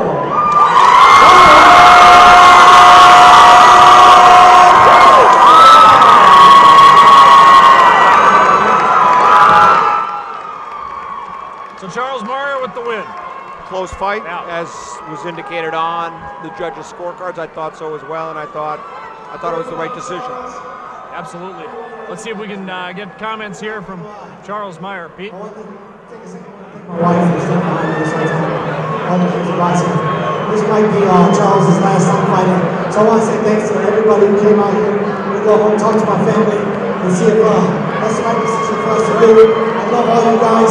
My niece, everybody that came out here tonight, Danny, my coaches, and you guys, I don't do anything. Hey, Tony Guerrero. Hey, little bastard. I love you down there. Thanks for helping my career so far. Thank you, everybody. Everybody have a great night. See you tonight. Let's get a little party out. What's up, baby? He confirmed what you said. He did. He said that's it. He's done. He did. And why obviously, not? Well, and go obviously, go out with a win. right. Nice way to Absolutely. finish your career. Not a bad way to do it. All right, so the tales of Truax and Vanda sparring in the gym are widespread to varying degrees of who got the better of whom.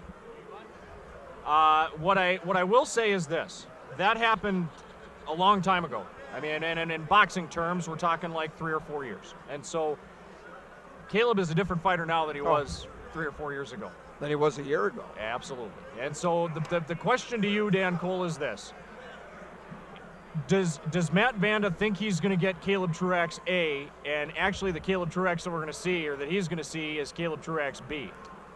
Oh, that's a good question. No, I think Vanda, because of his experience and where he's been and where he's at now, and he knows enough about the fight game. He knows Truax has gotten better. That being said, I still don't think he believes Truax is improved enough to be able to beat him. And as we've talked about numerous times, and Caleb's confirmed it himself, after he dropped Jermaine Taylor, former middleweight champion of the world, back in April on Showtime, since then he's been a changed man. He's has so much, he exudes confidence now. And he said it afterwards. He said, I sat there and I thought about it more, and I said, I know now I can hang and bang with these guys, and that's exactly what he did that night. And so you just start thinking, I'm sure he's thinking, if I can knock the former middleweight champion of the world down, I can beat all these other guys. And I think that's why he has the kind of confidence he does. But no, I think Matt thinks he's going to win, but he's got to know that it's not the same guy he saw back sparring 3 or 4 years ago.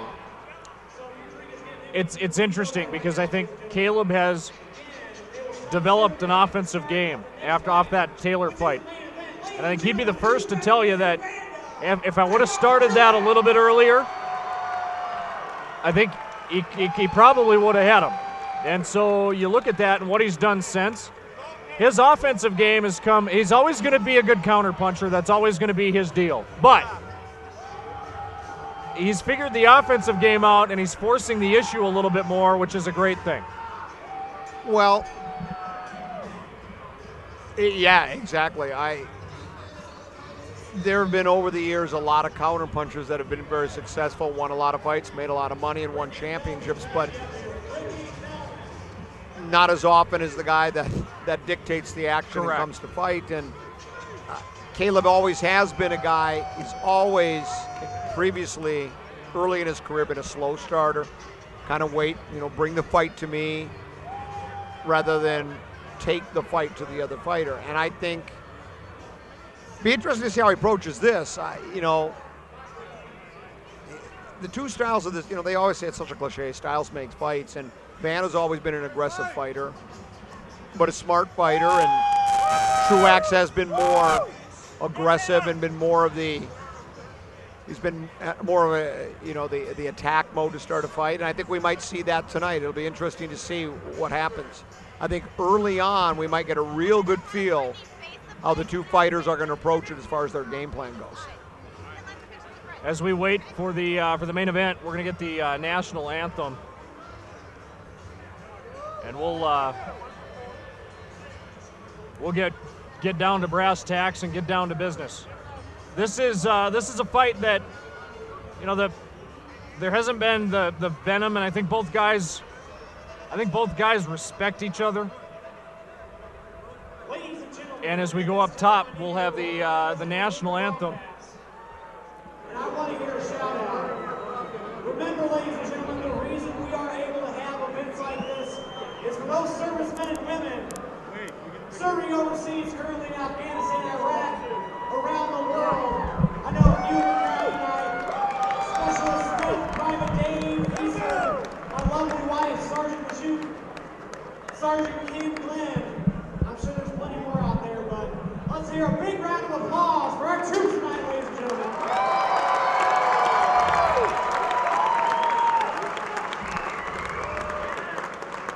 And now singing our national anthem tonight, Brittany Thelman, Miss Minnesota, USA, 2011. Take it away, Brittany. Oh, I like her.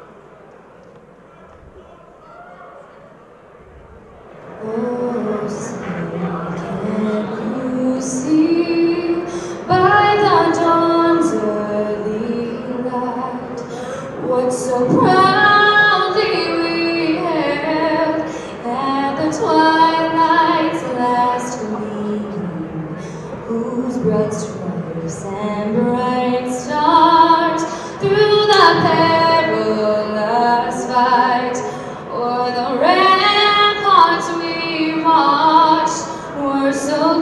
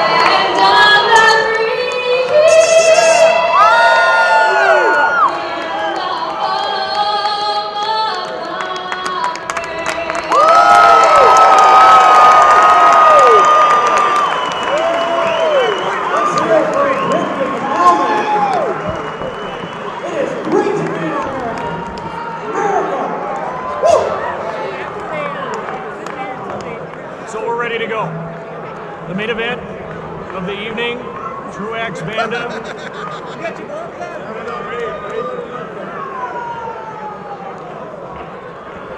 10 rounds for the Minnesota Middleweight Championship of the World. Matt the Predator Vanda. 44 wins, 14 losses, 24 wins by way of knockout. And Caleb Golden Truax. 20 wins, 1 loss, and 12 wins and 1 draw, and 12 wins by way of knockout. And this thing could go any different number of ways to 12 different directions, just depending on which way the wind's blowing on Saturday night. You know, you can see by Matt's record of only 24, I say only, 24 knockouts and 44 wins. And most of those knockouts were not the electrifying one-punch knockout. Matt's a fighter where wears you down a little bit, accumulation of punches, softens up his game, and then finishes it off. So to see him knock Truax out cold doesn't seem very likely. Caleb has 12 knockouts and 20 victories, so he's not necessarily a one knockout punch either. So I don't think we're going to see a quick ending where one punch knocks it out. But I think what we will see is 2 guys really try to work their game plans and try to get deep into the fight and then find a way to end it at that point. Matt Vanda has carried Minnesota boxing on his shoulders for the better part of 2 decades. Made his professional debut in 1994 and started his career 28-0. And you can talk about the opponents and you can talk about some of the decisions, but the bottom line is he was 28-0 at one point in his career. He's had several coaches, he's had several managers, but there's one thing that Matt Vanda has always done, and that's whatever the hell Matt Vanda wants to do. Yeah, that's for sure, and that's sometimes actually he's been his own worst enemy, as we know. But we've said it a couple times now. If you've been the main event of Madison Square Garden, they don't let just anybody. They don't just, hey, would you like to be the main event of Madison Square Garden? You have to earn that spot, and he earned it. So he can fight. He can take care of himself in the ring. He's got a lot going on. It's hard for me to pick a winner here. I think Truax's confidence and how much better he's gotten, I lean toward Truax, but because it's Vanda's last fight and he is going to be so emotional and he's so crafty and he's gotten to be such a better boxer the last couple of years, I wouldn't be surprised if Matt squeaks out a victory here as well. It should be really, really, I think it's going to be a terrific fight. I think it is too, absolutely. Well, the crowd behind me is like filled up. I got all these Hell's Outcast guys behind me, and I'm, looking over my right shoulder and my left shoulder. And yeah, right. It's just exactly. But yeah. It is going to be. I mean, you said it, and it's cliche. Styles make fights. This is one of those that, again, I mentioned it before. Matt Vanda is the type of fighter, and I'm stealing this line, but you're not going to need MapQuest to find him. Right. He's going to be right in front of you, and Caleb knows that. But you said it best, when he might be as smart of a fighter that this state's ever seen. Well, because he's been in with a lot of different, he's a globe-trotting fighter. He's fought all over the United States. He's fought in Mexico, and he's seen every style of fight. He takes any fight given. He never turned a fight down, so he, there's nothing, I don't think there's nothing Caleb's going to do that's going to, no, he's going to say, I've never seen this before. And I know that Caleb, had a real competitive fight against a former world champ. I'm telling you right now, this is, if you want to say Jermaine Taylor, and I guess he was the middleweight champion of the world, so you'd have to say, arguably, he was the best opponent Caleb Truax ever had. This is the second best opponent he's ever had. And there's no question about it. He's fought some nice fighters, but he hasn't fought anybody like Matt Vanda.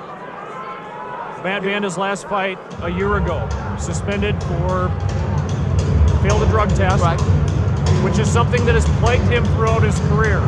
And early on, and he just kind of had trouble with the law and all that stuff. Part of why I said he's been his own worst enemy many times. But he's still here, and so a likable kid. If you ever sit down and talk to him, I went back there. First thing he says is, "Common, good to see you. Glad you're here." And then he goes, "Aren't you ring announcing?" I said, "Not tonight. I'm doing the commentary." He goes, "Oh, it's my last fight. I was hoping you were going to be the guy in the ring for me." And he's just always so happy to see people. He's really genuinely a happy-go-lucky kind of person. But he gets in the ring and he's all business. You know, it's funny you mentioned all the crowd standing behind you. You know, they always talk about they'll invite certain college football teams to bowl games because their fans travel well. Banda's fans travel very, very well. They follow them everywhere. They're as loyal as any fan base there is.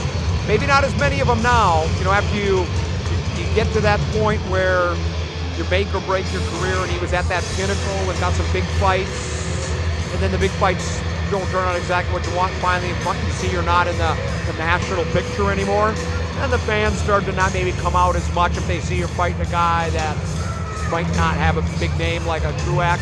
But they're here in mass tonight because they know it's his last fight and they know it's against a good opponent. So, and there's a lot of Truax fans here, I'm sure too. But I think emotionally, because it's Matt's last fight and how much he's meant to the east side of St. Paul, I think emotionally the crowd is really going to be pro Vanda here. Absolutely. As we wait for the Predator, here he comes. Matt the Predator Vanda is on his way. Skeletor is in the building. 44 wins, 14 losses, 24 wins by way of knockout.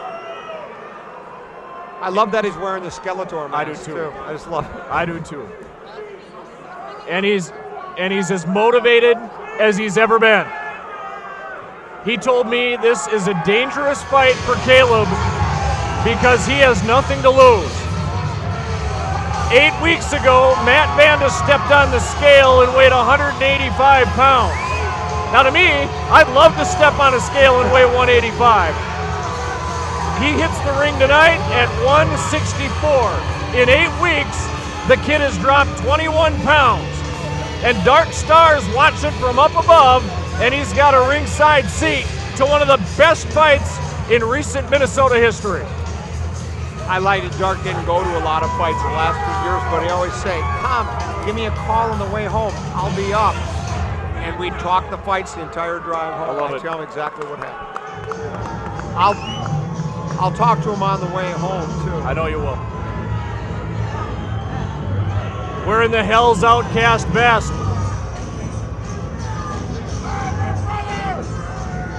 Gives Jesse Kelly the bandana.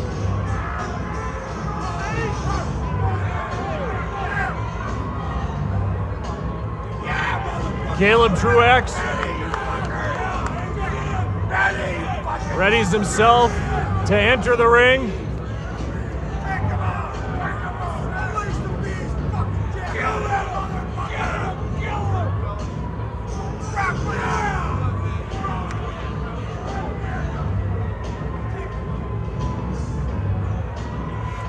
I think Matt told me once, and maybe I made this up or dreamt it, but I think after every win he would get a new tattoo.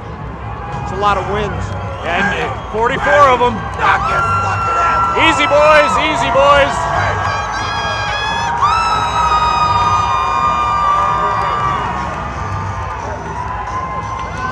Caleb Truax enters the ring. 20 wins, 1 loss, 1 draw. Matt Vanda staring him down.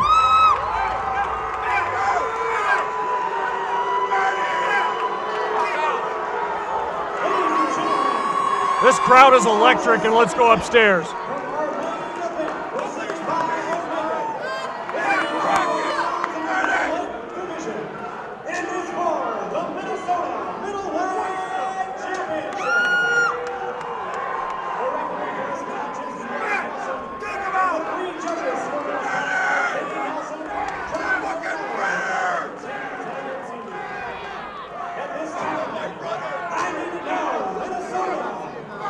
Are you ready?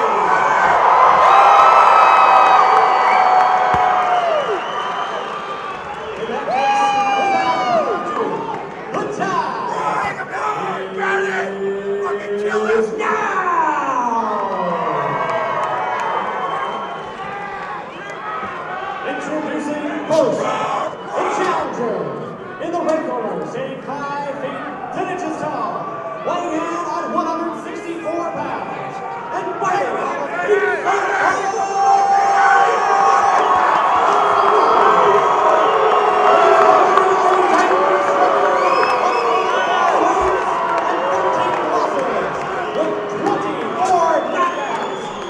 ladies and gentlemen, it is my privilege to present to you the pride of the east side of St. Paul, Matt.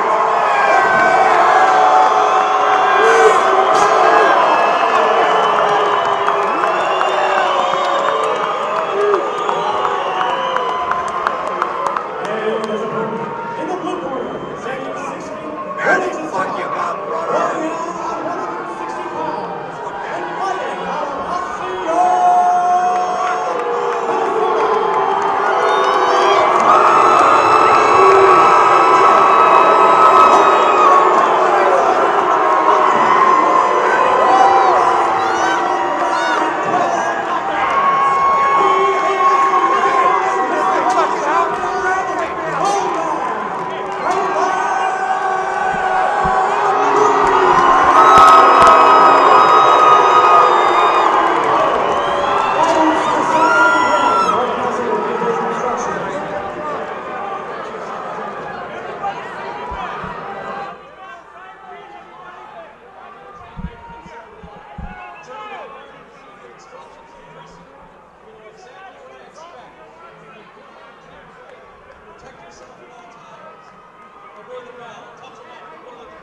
So here we go.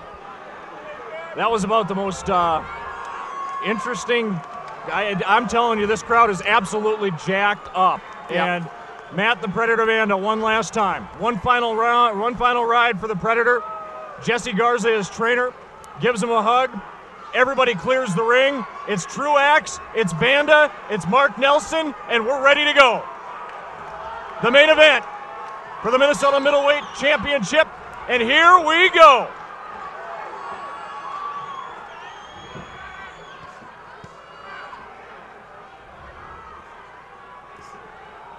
Who's going to get off first? You talked about that, Common. Nice shot to the body, and Caleb with a counter. Well, historically, as we talked about early, Truax has changed gradually in his last few fights, but he's generally a counter puncher. Vanda a bit more aggressive over early on, but you can see Truax is not backing down at all. He's not waiting for Matt to get off first. They're going toe-to-toe right away early. Back and forth we go in round number one. Vanda trying to be the bully here in the first.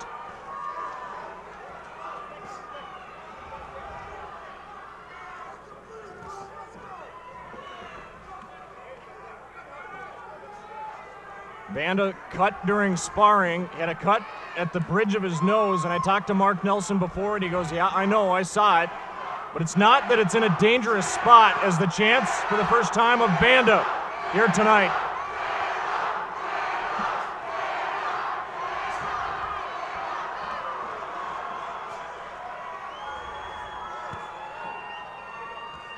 Caleb trying to work that jab.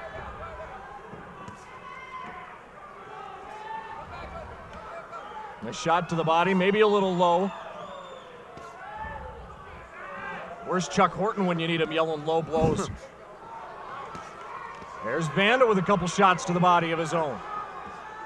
One thing when a fighter's had 13 months off like Vanda, sometimes you worry about, we talked about it earlier fights about ring rust, but a guy like Vanda, while certainly you'd rather be more active coming into a fight like this, when you fought as often as he does, you don't forget a lot. No. There's not many things you leave, that you've forgotten about in a boxing ring. Vanda with a couple body shots, now comes back over the top.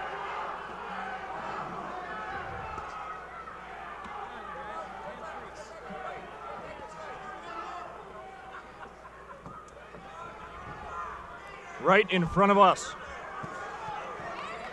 Caleb finds an uppercut. Now Vanda comes back with a flurry.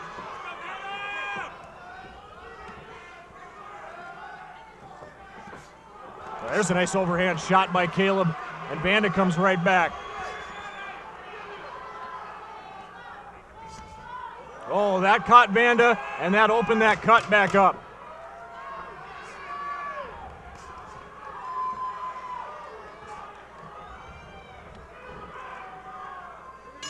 That's the end of the first round. What do you think? Well, kind of what I've expected, as you talked about before, there was a day when Truax would have sat there and kind of waited around a little bit, counterpunch, see what the other guy had to offer. But after Vander came out of the attack at the opening bell, Truax answered back, and then they just kind of both went back and forth exchanging. What's really, for me, it's such a joy to watch two guys that are good defensive fighters, too. I mean, I know Vander can get hit, but right there, a lot of the punches that Truax threw, if you watch some of these here, they're glancing blows. He's moving back. He's catching part glove.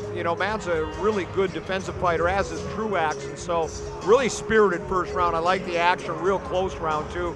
Hard to really give it to anybody there. So the 5,000 people in attendance here at the convention center getting their money's worth. Here we go, round two.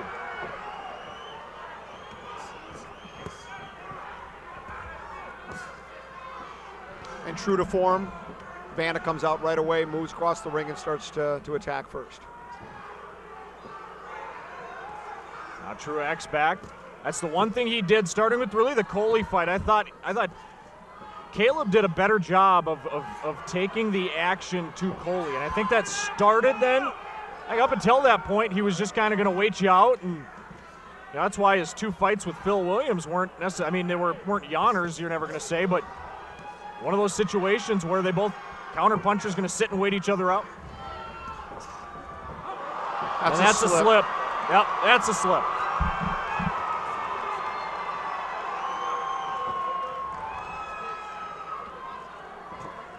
Truax firing that jab. Yeah, good stiff jab there. Good right hand, but Matt blocked most of it with his glove. There's an uppercut by Caleb, trying to find a hole to go to work. Matt throwing punches and bunches. That's what got him to here. The kid can absolutely fire. And Caleb's doing a good job here in round number two.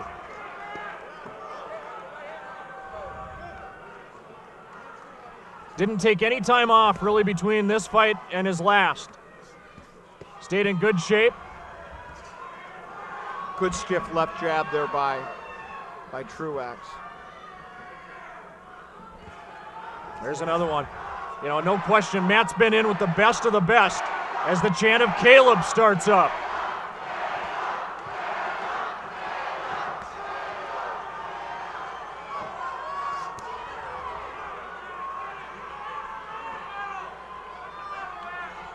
Oh, nice shot to the body by Caleb.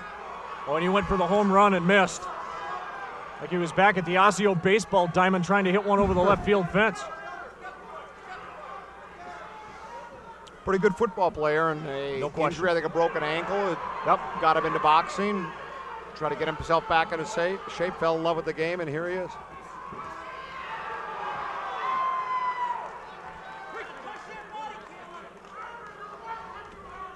Caleb told me it's interesting. I asked him, what the tunnel vision things. Fighters will tell you they got, they can hear some voices, and he said, I can hear my corner. I can always hear Tony G, but then there's one person in the crowd that I can always hear, and I can hear him the whole fight. But it was interesting when he said, Tony's one of those guys that I just, no matter where he's at, I can always hear him. 10 seconds left in round number two. Caleb backing Matt up. Now Matt firing back. That's the end of round two. Good round. Just so you don't start hearing voices in your head. That's as long as you don't feel those. That's Boy, another really good round. Again, another tough round to score. I think I like Caleb in that round. I think I like Matt in the first round. I think I got it about a round apiece right now. As you take a look at some of the replays brought to you by Little Caesars.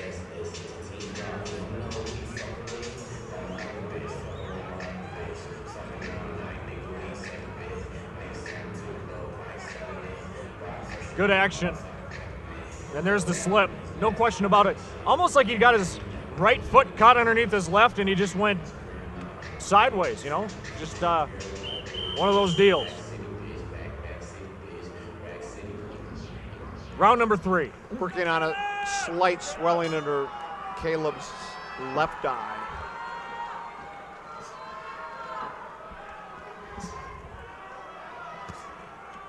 Matt Banda told Truax, I'm taking you to hell and I'm not planning on bringing you back. Nice shot to the body by Matt. And now Caleb comes back with an overhand right. He's got Matt backed up. And now Banda flurries back. Oh, we got action in the third. Yeah, nice Caleb body shot by the Predator. Caleb had Banda up on the ropes, and then Banda spun him around, but now Caleb's got him in the center of the ring and hit him with another right uppercut. Best action of the fight. No question. They get their bearings, and now another left uppercut by Caleb. Got him up against the ropes again.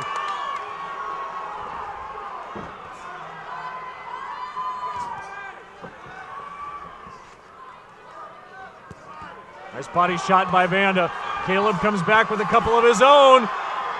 Truax on the offensive here in round 3.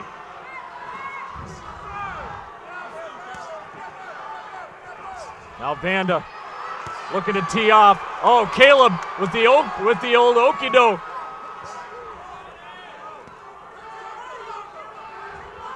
Yeah, Truax landed some really heavy blows in the last minute or so, but a great right hand by Banda, his best punch of the fight. Yep. Drew a smile from Caleb, but as you mentioned earlier, generally when a guy smiles, that knows that you stung him a little bit.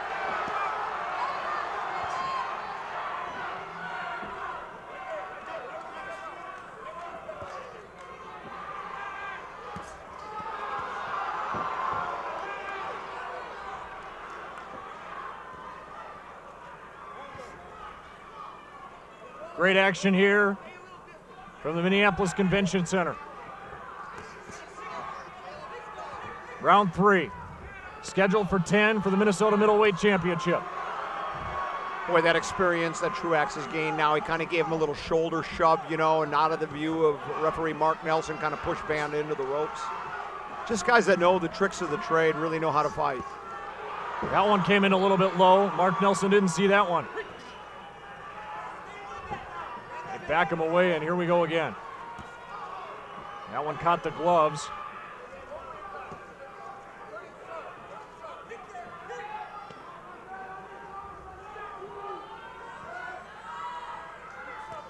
As we near the end of round number 3.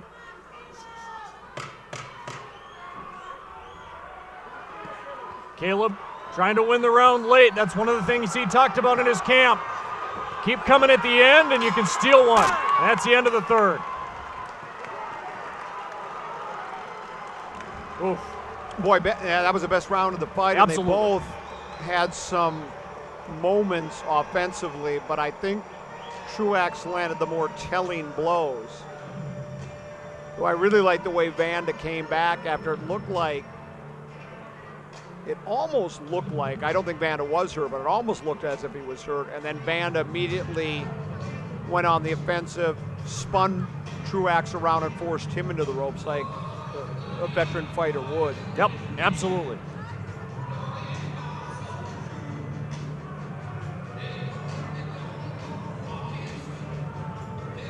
Great job, Pete Wagner, by the replays there.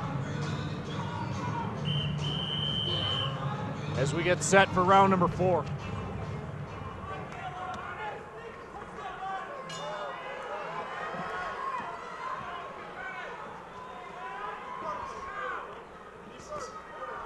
Now you hear his corner, be first, be first. Jesse Garza telling him, be first. You know, interesting story about Jesse Garza. When Matt, and there's a nice flurry by Caleb. Oh man! I think he's got Matt hurt. I think you're right. There's another shot. An uppercut. Does he have what it takes to finish the deal is the question. Well, maybe he wasn't hurt because he's come right back. and he's throwing punches. Jesse Garza was in the corner of Kenny Koss. There's another shot by Truax when Matt fought Kenny. There's a nice combo by the Predator. And Caleb right back. Jesse told me when I was in their camp that he was actually in the corner of Yuri Boy campus when they fought the first time. There's a nice overhand right by Truax.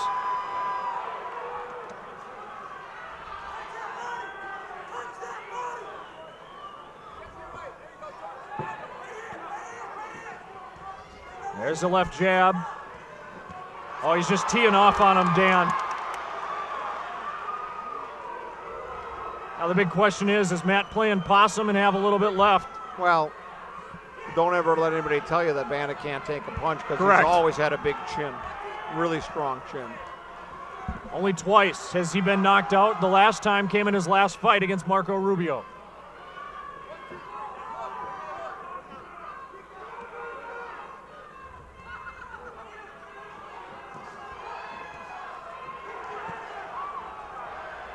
Now they tie up.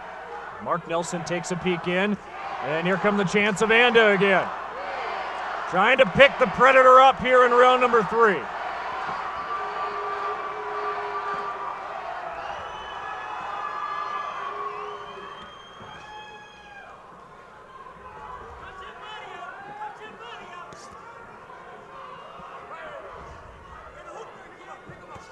There's an overhand right, caught Caleb in the head.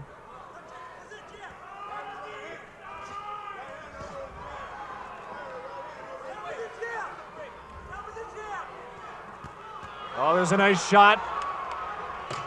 10 seconds left in the round.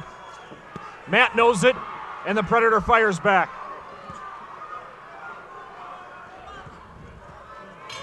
There it is, the end of the round. Well, you couldn't have drew it up any better for Truax. I mean, that's exactly how they would like every round to progress the rest of the fight. Truax generally dictated to the action. He landed the heavier punches. He had Vanda on his heels for much of the round. Matt had his moments, but that was another Truax round. And I tell you what, if you told them they could have every round go just like that, they'd take that to the bank. Absolutely. Right to the end of the fight, and they'd win a lopsided decision. Good 4th round for Truax.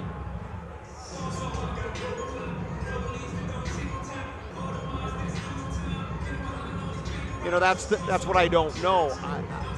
Vanda, I think he can land punches. He's shown he can. He can get to Truax, but I don't know if he can hurt Truax enough. It's going to have to be an accumulation of punches, and he's going to have to find a way to stay away from the heavy artillery from Caleb. Nice stiff jab by Truax right away. Yeah, we talked about it all night long, getting off first, and Truax, Vanda's had the better of it early in each of the first 4. But in round 5, Caleb comes out the aggressor.